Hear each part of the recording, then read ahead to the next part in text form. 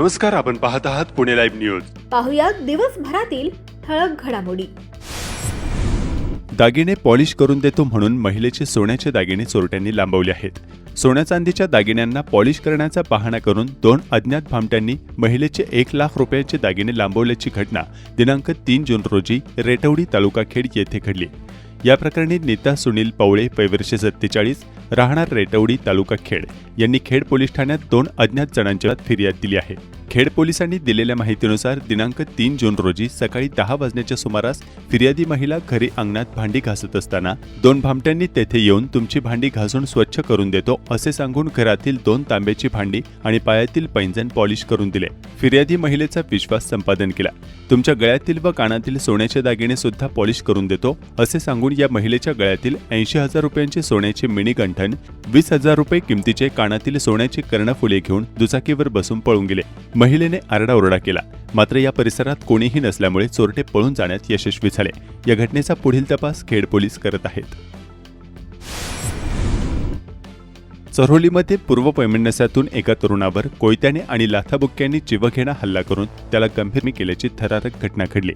हल्ल्यानंतर आरोपींनी पीडित तरुणाचा मृत्यू झाला आहे असे समजून पुरावा नष्ट करण्यासाठी त्याला पुन्हा गाडीत टाकले आणि आळंदी वडगाव रस्त्यावरील विश्रांतवाडीच्या पुढे एका मोकळ्या जागेत फेकून देऊन पळ काढला.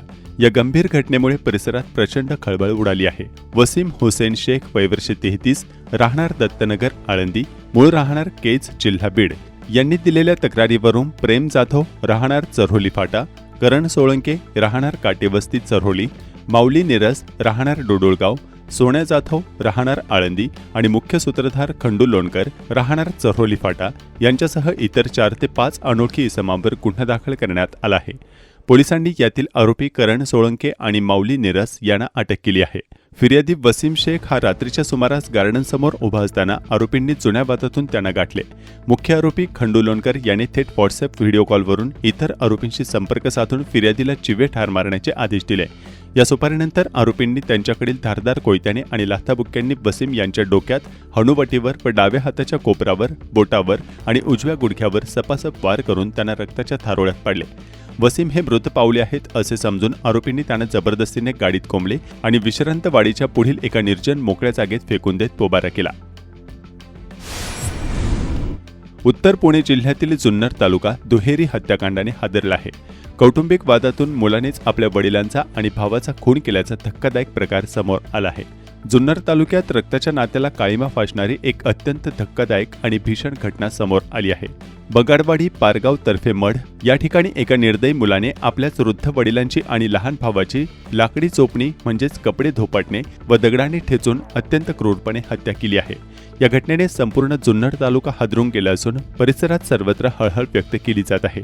ही घटना 2 जून 2026 रोजी रात्री 9 ते 3 जून 2026 रोजी सकाळी 8च्या दरम्यान बगाडवाडी येथील लक्ष्मण गोविंद कदम यांच्या शेतातील पत्रा शेडमध्ये घडली. आरोपी बापजी जयराम मुकणे, वर्ष 32, याने त्याचे लग्न लावून दिले नाही या कारणावरून संतापून आपले वडील जयराम महादू मुकणे, वर्ष 65 आणि भाऊ राजू जयराम मुकणे, वर्ष 30 यांच्यावर जीवघेणा हल्ला केला. त्याने त्यांना हातातील कपडे धोपटण्याने म्हणजेच लाकडी चोपणीने बेदम मारहाण केली आणि त्यानंतर दोघांच्याही डोक्यात दगड घालून त्यांची निर्घृणपणे हत्या केली. आळंदी चाकण रस्त्यावरील योगीराज लॉज समोर येणाऱ्या जाणाऱ्या नागरिकांना अडथळा निर्माण करून अश्लील हावभाव करत सार्वजनिक सभ्यतेचा भंग करणाऱ्या वेगवेगळ्या 5 महिलांवर पोलिसांनी मोठी कारवाई केली आहे. या सर्व कारवायांमध्ये अनैतिक व्यापार प्रतिबंधक कायद्यानुसार गुन्हे दाखल करण्यात आले आहे.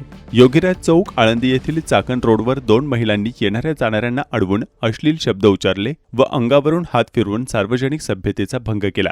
वेश्या व्यवसायाच्या उद्देशाने लैंगिक हावभाव करून सार्वजनिक शिष्टाचाराचा भंग करणाऱ्या महिलेवर कारवाई करण्यात आली आहे. अवैध दारूधंद्याचे समूळ उच्चाटन करण्यासाठी सांगवी, महाळुंगे, चाकण, दापोडी, तळेगाव आणि पिंपरी परिसरात एकाच वेळी मोठी मोहीम राबवण्यात आली. या कारवाईत कारमधून होणाऱ्या दारू वाहतुकीसह हॉटेलच्या आडोशाला चालणारे अवैध धंदे आणि मानवी जीवाला धोकादायक ठरणारी विषारी हातभट्टी दारू तयार करण्याची ठिकाणे उद्ध्वस्त करण्यात आली असून लाखो रुपयांचा मुद्देमाल जप्त करण्यात आला आहे. या वेगवेगळ्या कारवायांमध्ये अनेक आरोपींवर दारूबंदी कायद्यानुसार गुन्हे दाखल केले असून काहींना अटक केली आहे. चाकण शहरातील चाकण आंबेठाण रस्त्यावरील बाळकृष्णनगर परिसरात राहणाऱ्या एका 16 वर्षीय अल्पवयीन मुलीचे अपहरण झाल्याची बाब समोर आली आहे. इंदू कृष्णा भगत वयवर्षे 16, सध्या राहणार बाळकृष्ण नगर चाकण, मूळ राहणार बिहार असे अपहरण झालेल्या अल्पवयीन मुलीचे नाव आहे. या प्रकरणी तिच्या 56 वर्षीय वडिलांनी चाकण उत्तर पोलीस ठाण्यात तक्रार दिली आहे. चाकण आंबेठाण रस्त्यावर BSNL टॉवर परिसरात हातभट्टी दारू विक्री करणाऱ्या महिलेवर पोलिसांनी गुन्हा दाखल केला आहे. वैजयंती समीर राठोड वयवर्षे 32, राहणार BSNL टॉवर जवळ चाकण असे गुन्हा दाखल झालेल्या महिलेचे नाव आहे. संबंधित महिला गावठी दारू विक्री करत असल्याचे पोलिसांनी सांगितले. खेड तालुक्यातील बाकी खुर्द गावात पत्राबस्ती येथे जाणाऱ्या रस्त्यावर हातभट्टी दारू विक्री करणाऱ्या अर्चना दिनेश ठाकूर वयवर्षे 20, राहणार बाकी खुर्द हिच्यावर चाकण उत्तर पोलीस ठाण्यात गुन्हा दाखल करण्यात आला आहे. तिच्याकडून मोठ्या प्रमाणावर हातभट्टी दारू हस्तगत करण्यात आली आहे.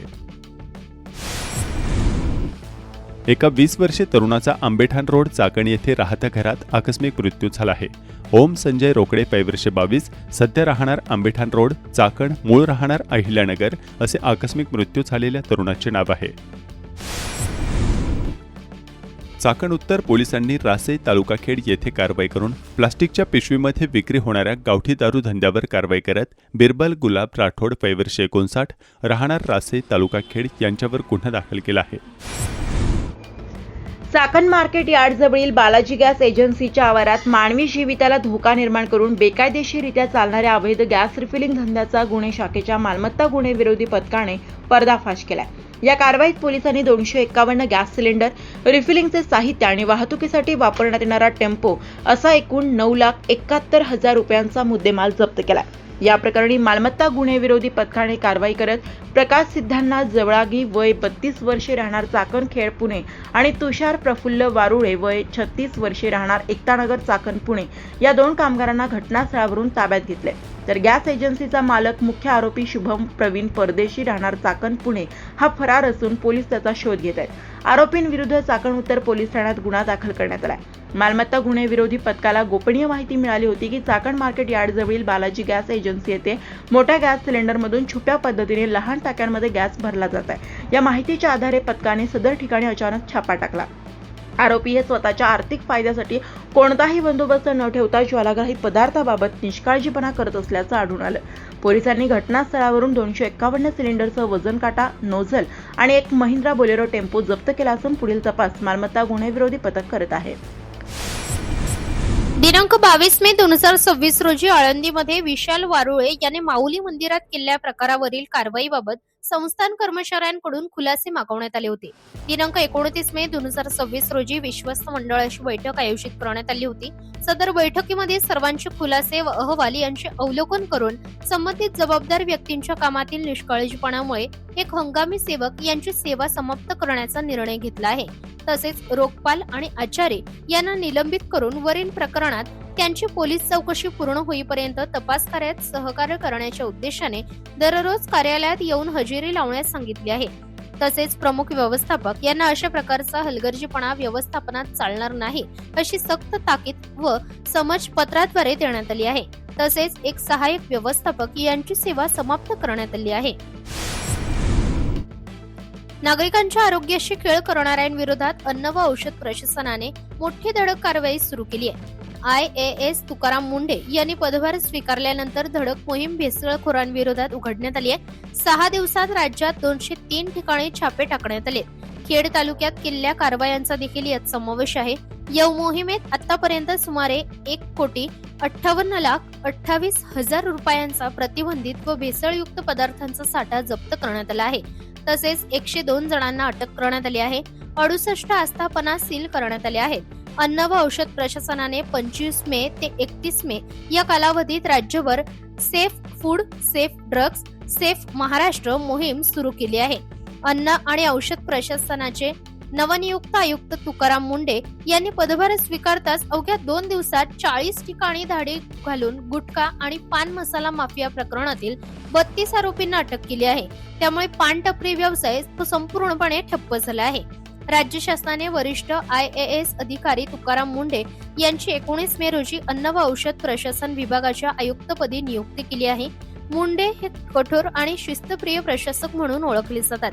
त्यांच्या नियुक्तीमुळे अन्न व औषध प्रशासन विभागाच्या कारभारात अधिक गती आणि शिस्त येण्याची अपेक्षा व्यक्त केली जात आहे.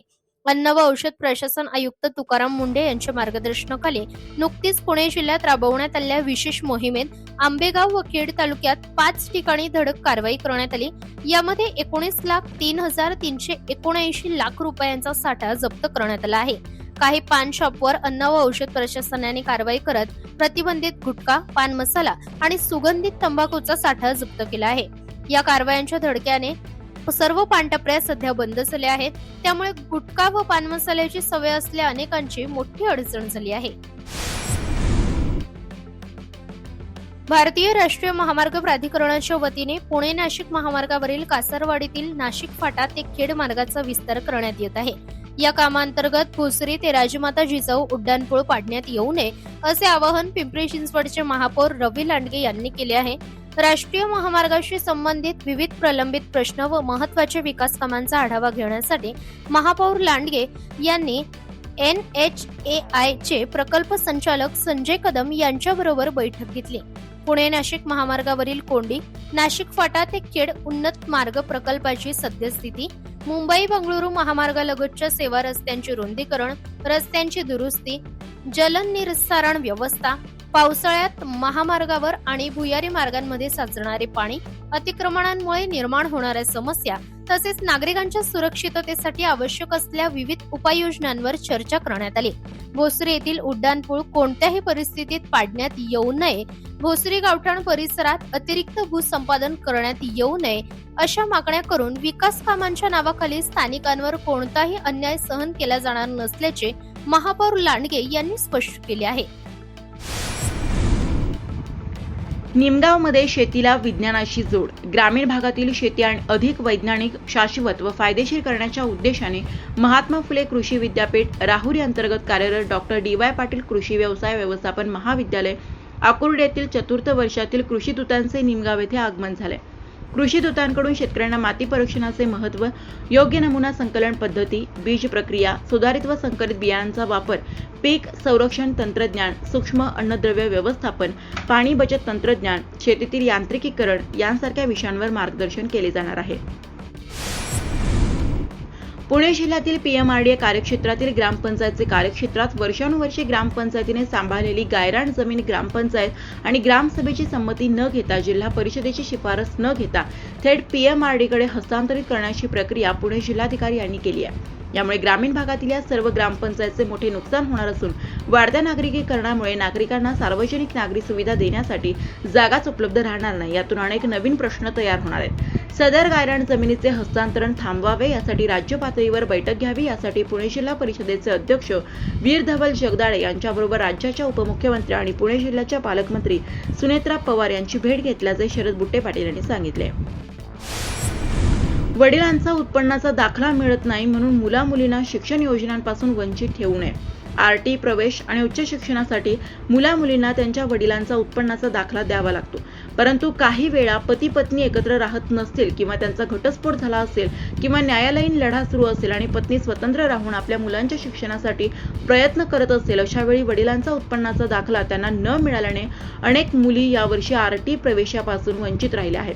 तर अनेक मुला-मुलींना उच्च शिक्षणामध्ये अडचणी येत आहे. गुणवत्ता आणि शिकण्याची इच्छा असताना देखील केवळ उत्पन्नाच्या दाखल्याच्या नियमावलीमुळे अशा मुला-मुलींना शिक्षण क्षेत्रातील योजनांचा फायदा होत नाही. त्यामुळे अशा प्रकरणांमध्ये आईचा उत्पन्नाचा दाखला गृहीत धरावा अशी मागणी आज स्थायी समितीच्या सदस्या सुनीता शरद बुट्टे पाटील यांनी केली आहे. हा महत्त्वाचा विषय असल्याने यासंबंधी तातडीने राज्य सरकारला प्रस्ताव पाठवण्याच्या संदर्भामध्ये अध्यक्ष वीरधवल जगदाळे आणि मुख्य कार्यकारी अधिकारी गजानन पाटील यांनी सूचना केली आहे.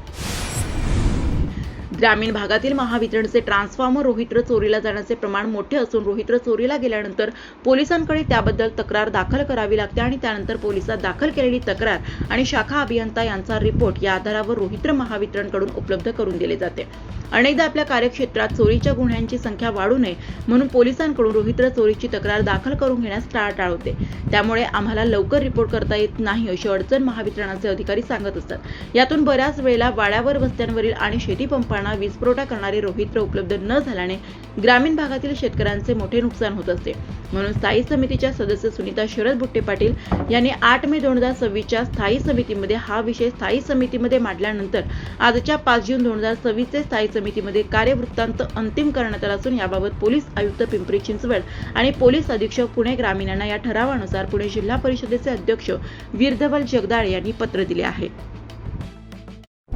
नमस्कार, आपण पाहत आहात पुणे लाईव्ह न्यूज.